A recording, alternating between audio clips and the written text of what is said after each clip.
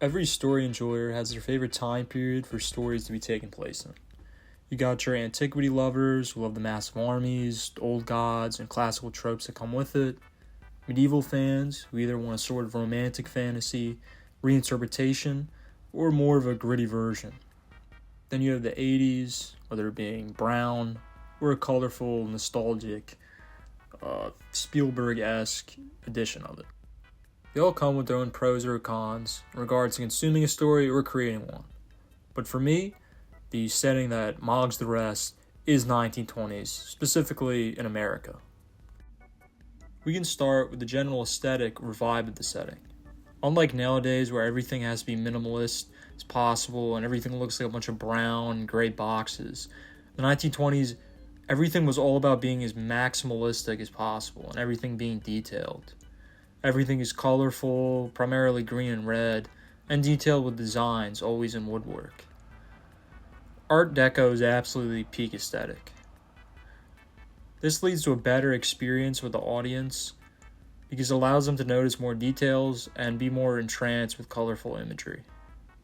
From the perspective of writing your own story, it allows you to incorporate more symbolism to everyday objects. Let's take an example. You want to foreshadow a character's death. How can you use this setting to convey this? Well, you can have the bed frame he sleeps on have a pattern that slightly resembles a skull. This would look bizarre and out of place in a modern setting because bed frames are typically just plain with nothing on them, but in the 1920s it wouldn't be that uncommon. A lot of people might say that, crazy eccentric designs exist in other time periods.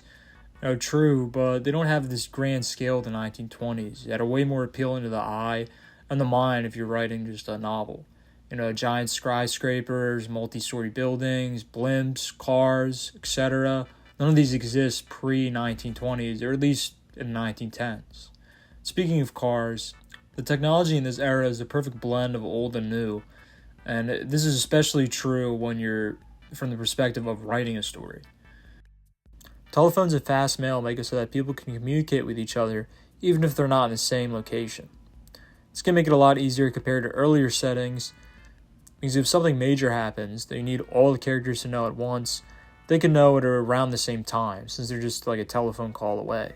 And it doesn't have a lot of the flaws that modern time settings has, where we have portable cameras or phones, meaning if you want a character to get away with a crime or reveal something major, you don't have to worry of the plot hole of why didn't somebody record it or why didn't somebody take a picture, because cameras were extremely archaic at this time, and really only professionals used them. You can also take advantage of the fact that rural, less developed areas were often more similar to places in the 1860s than they are to 1920s locations in more urban areas. And you can use that to your advantage by having characters go to more rural settings if you need them to be more powerless. You can also interest the audience by showing the clear distinctions in different places and making the viewer or reader wonder how they'll intersect. Now, what about the culture? Well, the culture of the time is also a period intersection about new and old. Holidays were celebrated almost identical to how they are now. The rich threw elaborate parties with all types of vices. Radio shows were starting to take off, as was recorded music. America was going through a sort of cultural renaissance, which is really interesting to see as a viewer when you're watching it. As for the demographics of the country, the Italian, the Polish, and even the Irish were still extremely distinct from the WASPs of the time. So there's a lot of opportunity for conflict and clashing, whether through being, gangs or just normal people in a kind of more grounded drama setting. In terms of themes, it's really open-ended.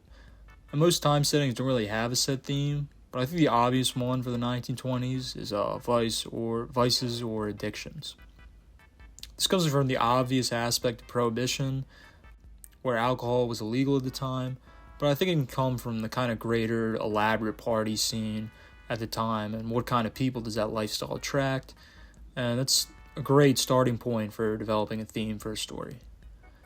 The Great Gatsby book and movie, I think, is a pretty good, famous example of sort of using this. Now, what's my pick for 1920s Kino? In case you couldn't tell, Boardwalk Empire. Not underrated, really opened my eyes to the potential of the setting.